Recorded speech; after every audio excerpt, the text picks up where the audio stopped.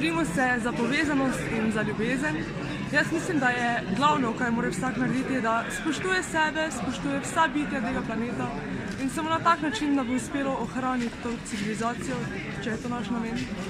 Tako da danes smo se tukaj zbrali, da protestiramo in damo v vednost seveda občini Maribor, da tudi ljudje smo tukaj, ki se zavzemamo za naš planet.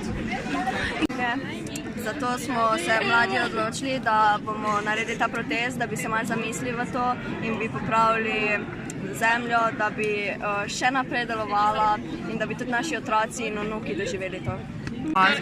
S tem hočemo dokazati, da nas je strah, kak zrak dihamo. Pač, da se borimo za boljšo prihodnost. To je neka glavni razlog, ker je očitno, da starejši ne bojo naredili nič glede tega. In prišla se sem kako? Z vlakom iz Celja, ker tam pa nimamo, čeprav bi bilo dokaj nujno.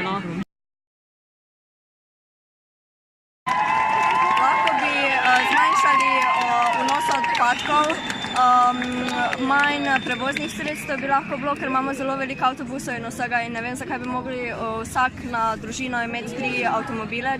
Pač avtomobili fulno nasnažujejo okolje. In koliko recimo avtomobilov imate doma? 3. Ja, peš hodimo pa tak, ne, pa Kolesarimo se dosti. Pa ne onesnažujemo okolja, pa Ločujemo odpadke. čim manj na telefonu, pa tak, ne. Kako pazim, da varujem okolje? Lahko vam nekaj povem. Trenutno imam oblečen plašč mojega dedka, ki je star verjetno več kot jaz.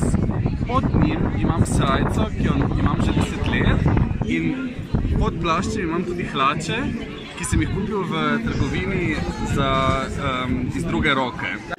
Ja, ozaveščamo se o tem, na kak način lahko sploh pomagamo in pač, da dejansko ne samo na dan, ko je protest, uveljavimo te spremembe pri sebi, ampak da jim sledimo tudi kasneje, ne?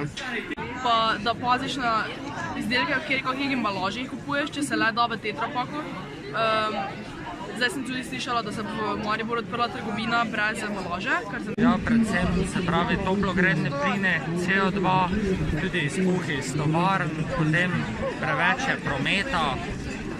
Pač delamo na tem, da bi se vse to zmanjšalo, da bi se tudi sama čistoča zraka izboljšala. Za ene je mogoče to izgovor, da en dan ne gre v šolo, za nekatere pa je res tisto globoko zavedanje, da tako več ne gre naprej. In malo me je presenetilo, da se starši teh otrok niso priključili za boj, za prihodnost. Ampak mislim, da bomo zmogli tudi sami.